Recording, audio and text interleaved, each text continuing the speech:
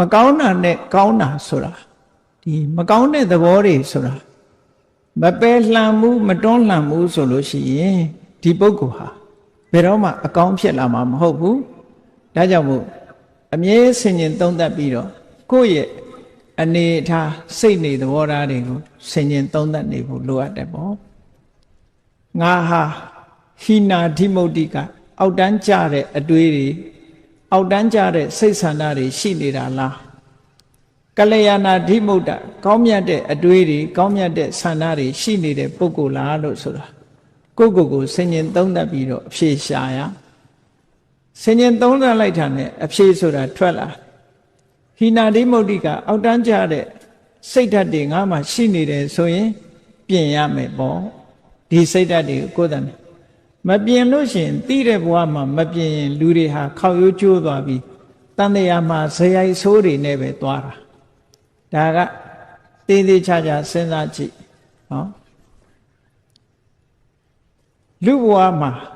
တရှူးရှူးတတိုင်းတိုင်းနဲ့ဒေါသကြီးတဲ့ပုဂ္ဂိုလ်တယောက်ဟာကံမကောင်းအကြောင်းမလှလို့ခွေးဖြစ်ရင်လည်းခွေးဆိုးပဲဖြစ်တယ်ကြက်ဖြစ်ရင်လည်းဟိုခွတ်ဒီခွတ်ဟိုစိတ်ဒီစိတ်ကြက်ဆိုးပဲဖြစ်ငှက်ဖြစ်လို့ရှိရင်လည်းငှက်ဆိုးပဲနွားဖြစ်ရင်တောင်မှပဲဟိုနွားခွေဒီနွားခွေတရှူးရှူးလုပ်တဲ့နွားဆိုးဖြစ်တယ်နော်ဒီတဲ့ဆိုရင်တော့ကြားတို့အကောင်မလောင်တွေကြိုက်စားတဲ့ချင်းသေးတို့ဆိုတဲ့အကောင်မျိုးတွေသွားဖြစ်တယ်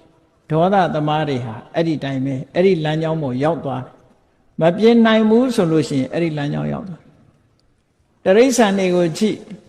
အေးအေးချမ်းချမ်းနေတဲ့တရိစ္ဆာန်ရှိတယ်စူးစူးပူပူ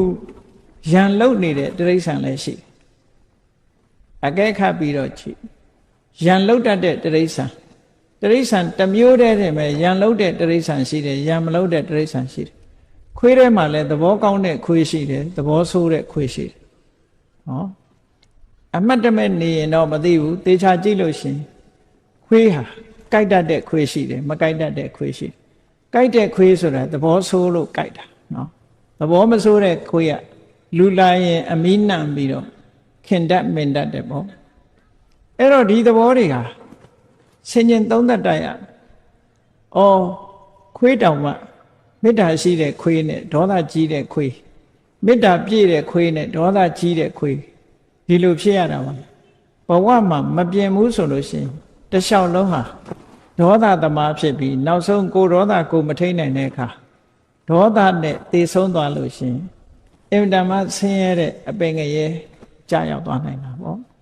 ကိုဒေါသကကိုယ်ကိုပို့ပေးလိုက်တဲ့သဘောပေါ့ထို့တူပဲလောဘကြီးတဲ့လူနဲ့လောဘနည်းတဲ့လူကိုယ်ရှိမှရှိနိုင်ကိုယ်ကိုယ်လည်းဆင်ញင်သုံးသပ်ကြည့်ရလောဘကြီးတဲ့လူလောဘကိုမထိန်နိုင်မသိမ့်နိုင်တဲ့အခါကိုယ်ပစ္စည်းနဲ့တင်အားမရဘူးသူများပစ္စည်းကိုယူတယ်ဆိုတဲ့ပြစ်မှုတစ်ခုကျူးလွန်လို့ဒုက္ခရောက်တာမျိုးတွေဖြစ်လာတတ်တယ်ပေါ့မတရားတဲ့နည်းနဲ့သူများပစ္စည်းရအောင်ယူတဲ့လောဘမျိုးဖြစ်လာလို့ရှိရင်ပို့ပြီးတော့ဆိုးတာပေါ့အဲ့ဒါလို့ကိုယ့်ရဲ့ဇယိုက်တွေအကျင့်စိုးတွေကိုသိတဲ့အချိန်မှာပြင်ပေးဖို့လိုအပ်တယ်မပြင်ဘူးဆိုလို့ရှိရင်တန်တရာထဲမှာဇယိုက်ဆိုးနဲ့ခရီးသွား950ဇတ်တွေကိုကြည့်